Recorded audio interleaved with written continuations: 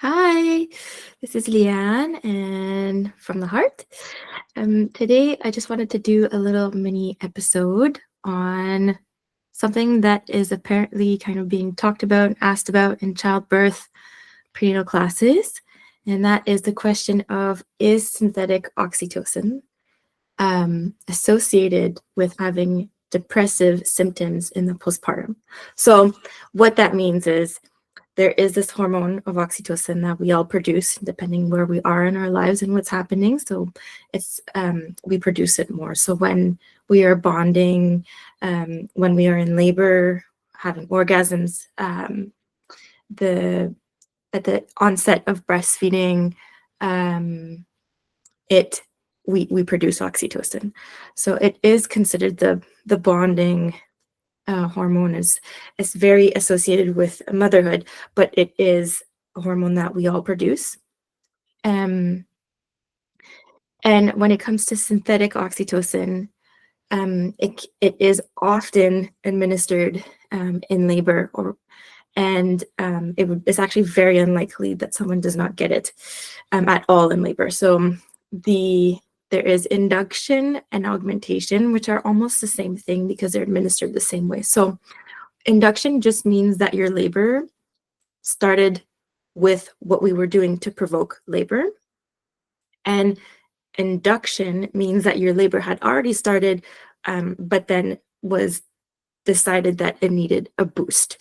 So basically, in the augmentation or induction, there is potentially an IV that is started with fluid, and then there's a low dose of oxytocin, and the dosage will be different for everyone depending what your risk factors are and what's happening in your labor.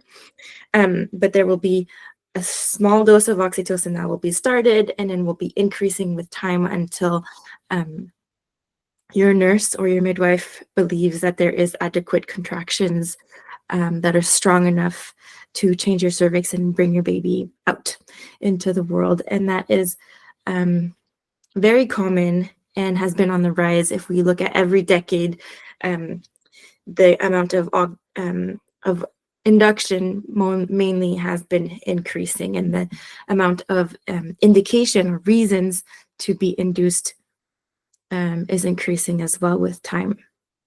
The amount of augmentation, I'm not sure if there's an incline on that, but it is just really, it's common. It was said to be about 57% of the population, and that's in the States, I believe.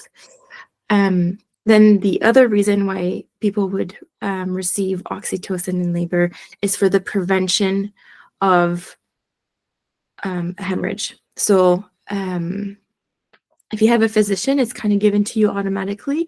And most of the time, I don't believe that it's discussed with the clients, but it's a dose of oxytocin that is larger than what we receive by IV.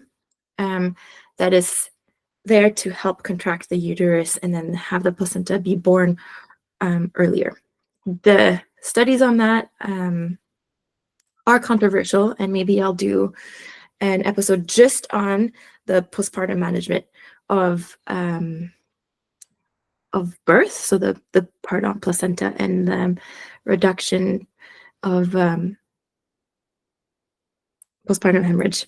So with that said, there are maybe just a few clients that would not receive oxytocin, and that would be people who have had midwives and had decided to have what we call expectant management of labor, of the third stage of labor. So what that would mean is that a woman would choose to go against what is the standard of care and would decide not to have that shot if she didn't have any more risk factors that showed up in her labor, and that would be an ongoing discussion with her and her midwife. So that would be a very small amount if you consider that midwives used to do 8%, and I'm not sure if we are doing less or more in Canada than that. So the question is does getting induced, because we can't do a study if almost everyone gets oxytocin, for the delivery of the placenta, we kind of can't do a study on does that increase the rate of depressive symptoms. But with the augmentation and the induction, we can. And when you actually Google it, AI will discuss the one study, which shows me that AI is just like Dr. Google and is based more on viewing and what is a clickbait, more than what is a well-rounded kind of summary of what we have and what we do know. So that study did show that there was a significant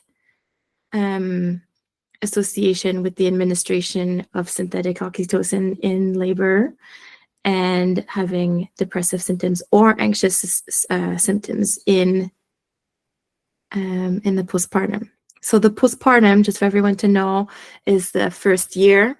It's a phase.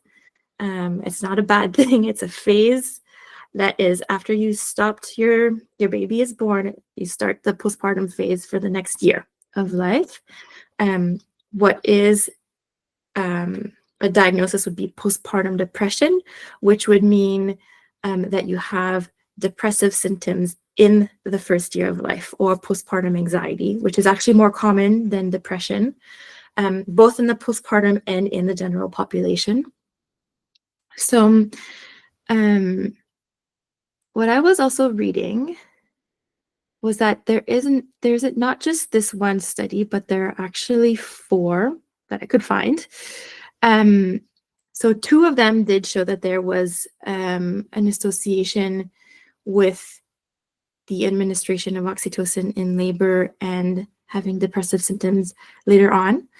And then 1 study showed that there was no difference between having depressive symptoms or not with the administration of oxytocin. And then 1 showed that there was less depressive symptoms if oxytocin was administered.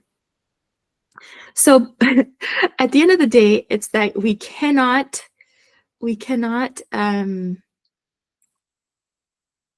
say that there really is an association or not. What we can say is that there is a need for more studies because it's a drug that is administered quite frequently, and we should try to learn more about it.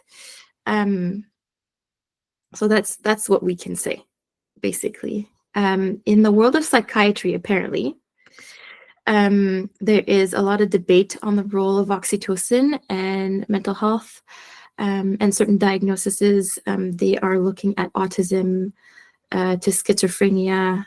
And so this is not my world, but it is something that is being discussed in the world of psychiatry.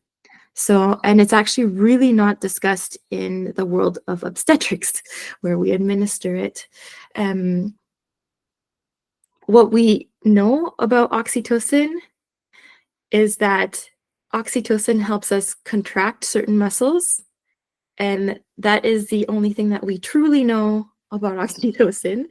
We apparently also do not know what effects oxytocin has on the brain. So we don't know for sure, but we do know that it's that it changes the way that we relate.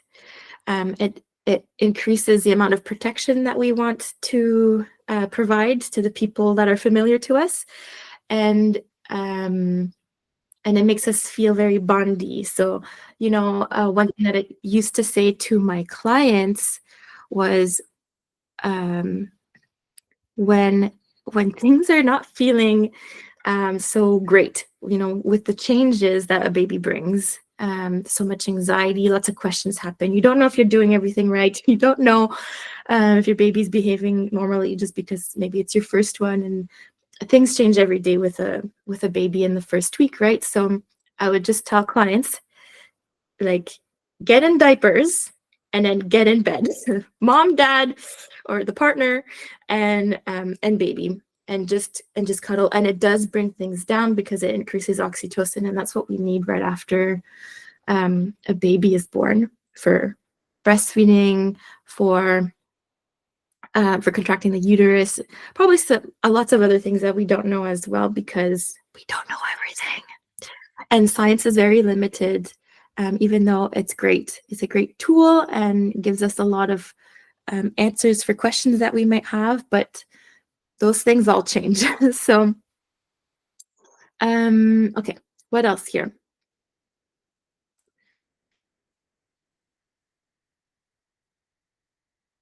Hmm.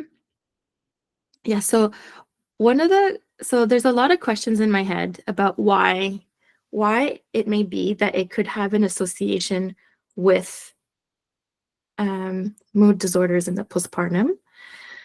Is it because a woman needs oxytocin that she's more predisposed to having depressive symptoms? So that's a question. Chicken or the egg, right? The other question, actually, I didn't look this up, but what else is in that vial of oxytocin? Because if you guys go back to the episode on vitamin K for the newborn, there are more ingredients than just the vitamin K, and so it's too bad I didn't think to look it up before I recorded this, but that is a question. What else is in that vial? It does, and you guys know that I was a midwife and have the heart of a midwife, and I don't agree with all the reasons that we are inducing people, and I do think that we are augmenting too many people as well because we admit people too early. So those are my thoughts, and if we could prep women to cope with labor at home more and provide themselves with some support, supportive tools, a better education. We could maybe admit people more around the 5 centimeter dilation mark with a really thin cervix, or 6 centimeters, like some people do in some other countries, and have a lower intervention rate. If we do also know, and I'm not sure that this was really looked at in the study, because it did look at C-section rates with oxytocin administered or not, but did it look at the rate of intervention? Because we do know that when we induce people, there is a higher rate of induction, despite what the study, was it there is, what's that study called? The ARRIVE trial, which I discussed in like one of the very first episodes, and it hasn't been reproduced. So the ARRIVE trial tries to suggest that if we induce people for no reason, that it could, and we do it earlier on, it could reduce the amount of C-section. But then the studies that have come out after have not been able to reproduce that outcome. And there was a lot of people discussing why the study's result may not be valid. Plus, it's not what we see in practice. So, when we induce someone that has no reason to be induced, she can have more time. So when compared to when we are inducing someone for hypertension or a small baby, we can't just send them home and give them days or hours compared to someone who has no risk factor and nothing to really monitor when admitted. So okay, what else do I have to say here? The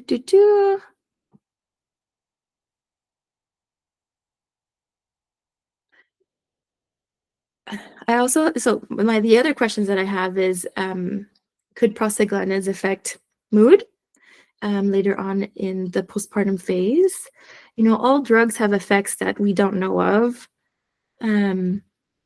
So these are just questions. And of course, there are things that we can do to boost our mental health, right? So we would try to do these things before things become medical need, like a need for medical intervention if we can. So that would be, again, like, quality related. Like I always say, like a good dose of vitamin D. We reduce our omega-6s, we increase our omega-3s. There's an episode on that. I do want to make an episode on vitamin D. Like what kind of exercise makes you happy? What kind of movement, right? Like just going for a walk, putting on some music and dancing. And so there is an association. Can I remember this? There is an association with dance and enhancing our mood.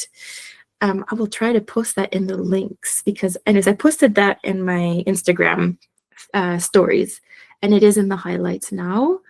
The fermented foods and or probiotics, reducing sugar, are all things that we can do to try to improve our health.